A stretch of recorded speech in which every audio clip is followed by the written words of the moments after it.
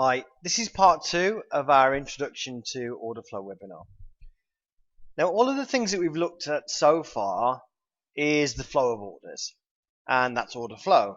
And what we're going to look at now, I guess, could be termed as order flow, or a look at where people are positioned right now. Now, there's lots of people out there that discuss the long-term use of volume profile, looking at daily, weekly, monthly profiles. FT71 is probably the most famous.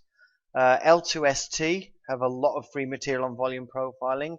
Now, we're not going to look at long-term volume profiling today, and also we're not going to go over the ground covered in our Day Trading Without Charts webinar. We're going to look at some shorter-term volume profiling theory and a few techniques you can use. Now, the volume profile itself simply shows the quantity traded at each price for the current session. A volume cluster is simply an area, a small area, where an exceptional amount of volume traded. Now, a volume cluster, it's not dissimilar to a high volume node on a long-term volume profile, but the clusters are usually referring to action that occurs over a much shorter period of time. And I think it's important to distinguish between your approach for volume clusters and long-term volume profile, high volume areas, because you're going to be approaching them in slightly different ways. One of the most common times you're going to see a volume cluster is at a swing high or a swing low. And by that I mean a major high and a low. On the ES, for instance, we have 10 points up, 10 points down very often on days. So I'd actually be talking about a volume cluster at the low of the day or the high of the day before we turn around and put in a new intraday trend. A volume cluster at a major swing low is effectively absorption at the low. It's normally followed by a lot more contracts hitting the offer on the way up away from the area as buyers step in. And this is what a lot of people call responsive buying. As this is the area where buyers stepped in, the theory is that this area is going to be defended by those buyers. Now, in practice, you can't rely on the market actually coming back and testing that area. The first leg up off the bottom on the ES is often 16 or so ticks, and those areas don't actually get retested that often when we put a major swing up off the low. On a smaller first move up, then if we move up 8 ticks off the low, then we're obviously a lot more likely to see a retest, a double bottom, that kind of thing. Now, the volume cluster most of the time is not going to be visible on the price chart. Of course, you're going to see that the market turned around, but you're not going to see on the price chart that it turned around after printing high volume. Now, the places that this is most visible are the volume profiles and the footprint charts.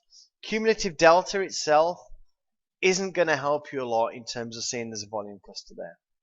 Now, this is an area where we can have a reasonable expectation that the market will hold because of the positions held there.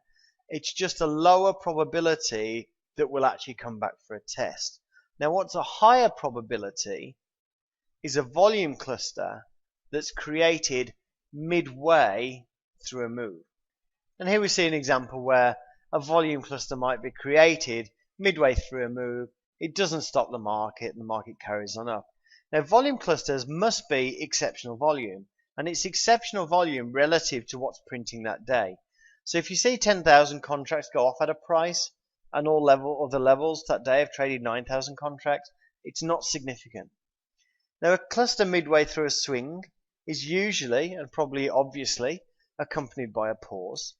Because if an exceptional amount of volume is printing, it's obviously going to take time for that to happen.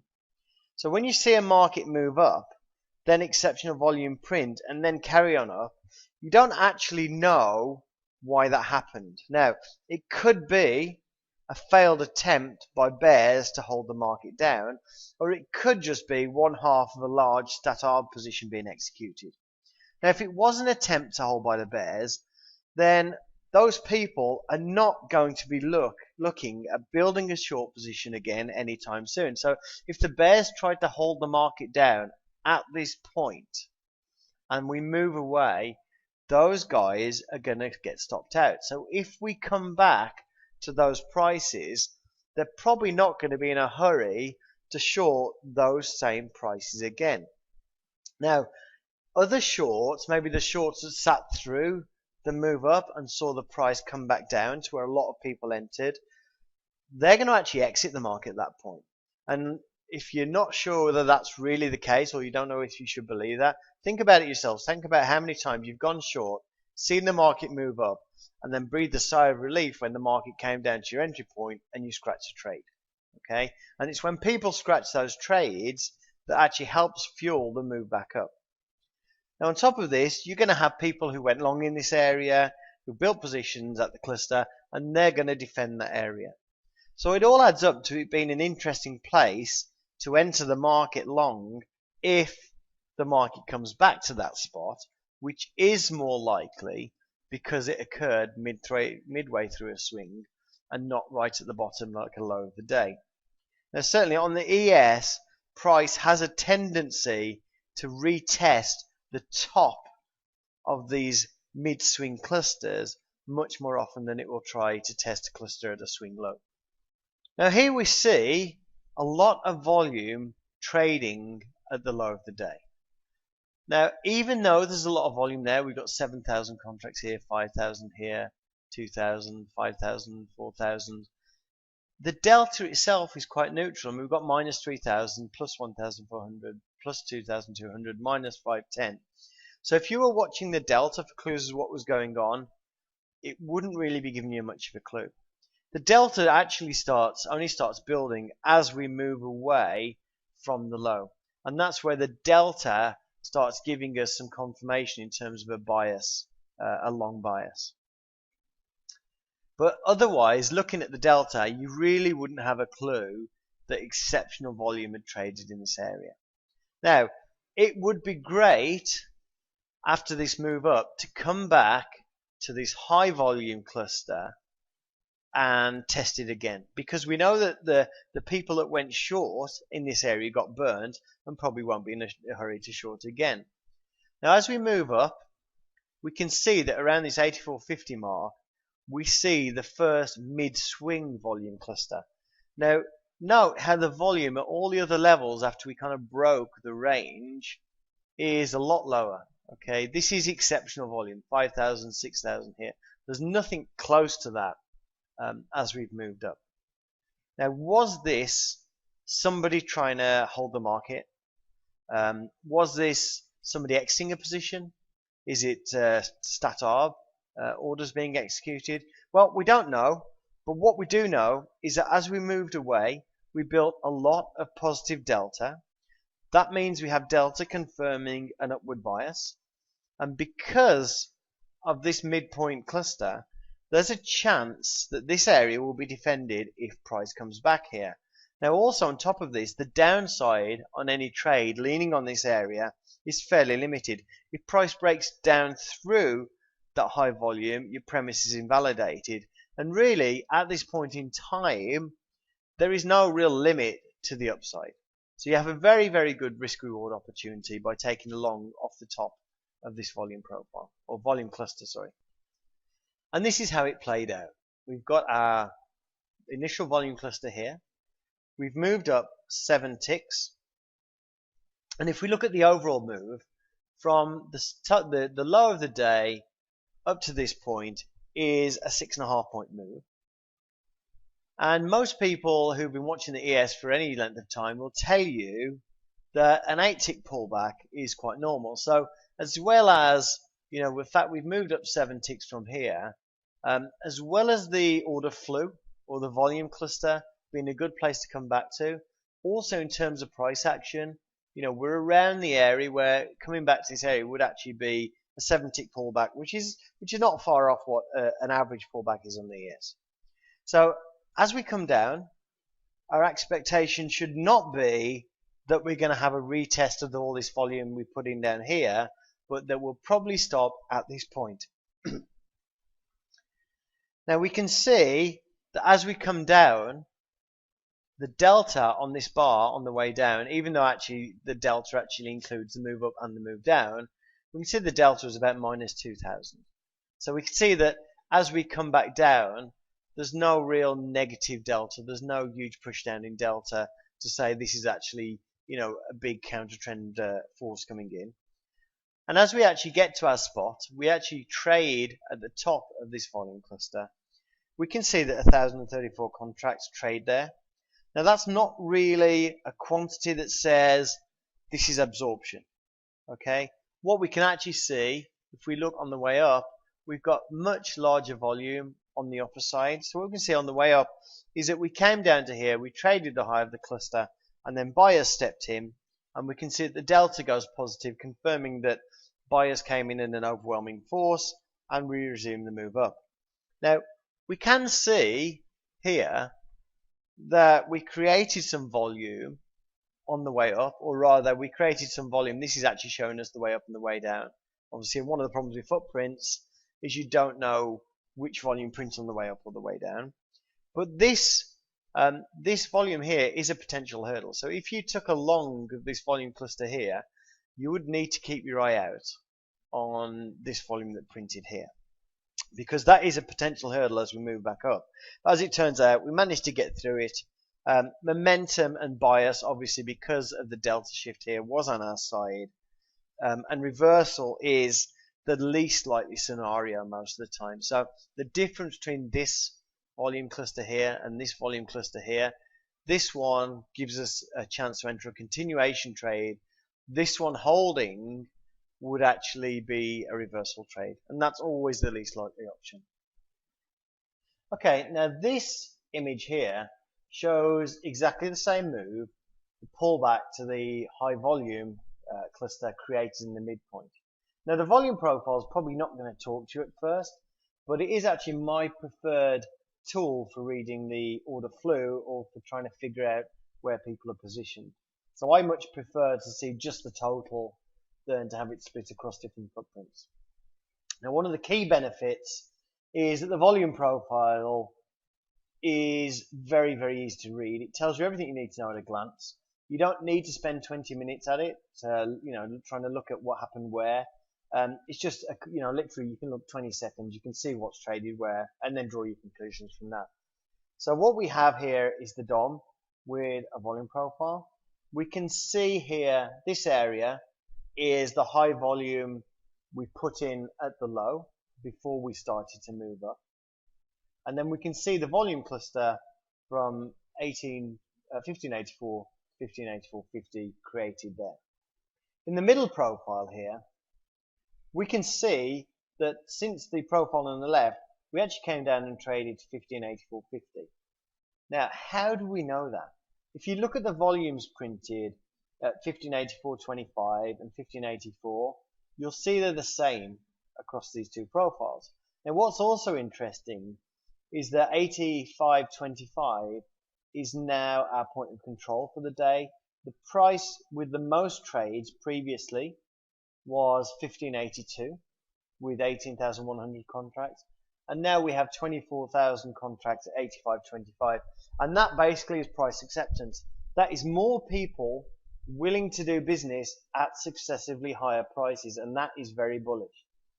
Now in the third profile, we start to get an idea of how a high volume node on a long-term volume profile differs from a volume cluster. In the third profile, we start to get an idea of how these high volume areas actually get created. In the middle, we've got this high volume node at 86.50, and then over on the right, we can see that volume built up around that price. And the POC, again, the highest traded price, shifts up from 85.25 to 86.50. At this point, if we pop up 8 ticks and come back down, we would look for this area to hold, this high volume area here. And we would look for the top of it to hold. So we wouldn't expect to start chewing back down through to the bottom of the high volume area. We would actually expect maybe to trade a little bit 86.75 and then start to move up again. Okay. Now, if it doesn't hold, if we actually do start chewing down just through a couple of prices, then the chance is very high that it's going to go to the opposite end of the range. Now, one of the things also to keep in mind that if we pop up from here, okay, and then we fall down to 86.75, any move down is going to take a lot of time. Okay, so where we have an area where a lot of volume was printed previously, the market is not just going to quickly slide down through that. So at this point in time, any trade, long trade taken here, will see you with any move upwards will be a lot faster than any move downwards.